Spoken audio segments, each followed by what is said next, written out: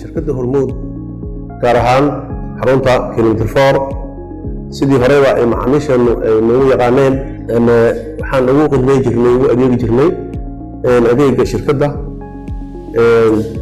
meeshaan laamiyadaha loo yaqaano ekis abukaata xasay runtii macaamiisheena waxaan u diyaarinay Bindal Rayaan runtii oo ka bilic wanaagsan kana sahlan tii hore ganjeel iyo waxbaa la soo geli jiray runtii laamiga saaran birimo apartment saaran laamiga galbeedjeeda runtii aad maartay loo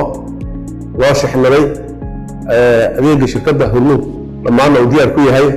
ayna aad u soo dhaweyn doonaan shaqaale loo carbiyay si maartay ay maartay qanaacada ay ugu adeegi doonaan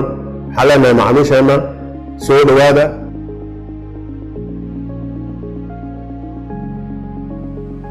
كليبكا waxaa u talagalnay inaan ku wargelino macaamiisha Hormuud in xafiis cusub loogu furay Rayaan Building marka horena aan ku shaqeyn jirnay xafiis ka soo horjeedo xafiiskan xafiis aad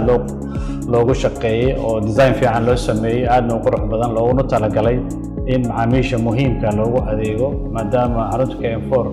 ee ku taala ubuucda ama udub dhaxaadka magaalada Muqdisho macaamiil badan oo muhiim ay ku xiran yihiin ay ka mid yihiin jaamacadihii hay'adihii businessidii waaweyn bangiyadii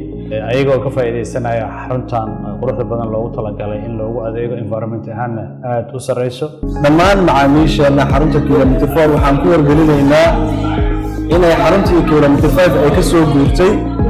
gurigii hore ay deganeed ee ku yiila laamiyaraha ayna soo degtay hadda Rayaan apartment qaybteeda hoose ee ku yaala isla laamiyaraha ka soo horjeedka xaruntii hore waxaan ku soo dhaweeynaa gacmo furan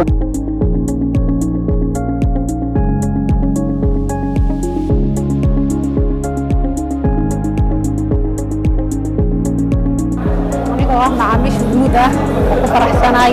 saaka xarunta cusub aan soo booqday in lagu soo dhaweeyo si aad iyo aad u heersan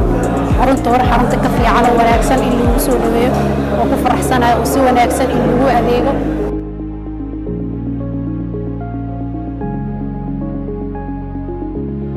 بسم الله أنا ويا مجا عبد الشكور محمد عيسى كان مدة مع عميش الشركة Hormuud جارهان كيلومتر 5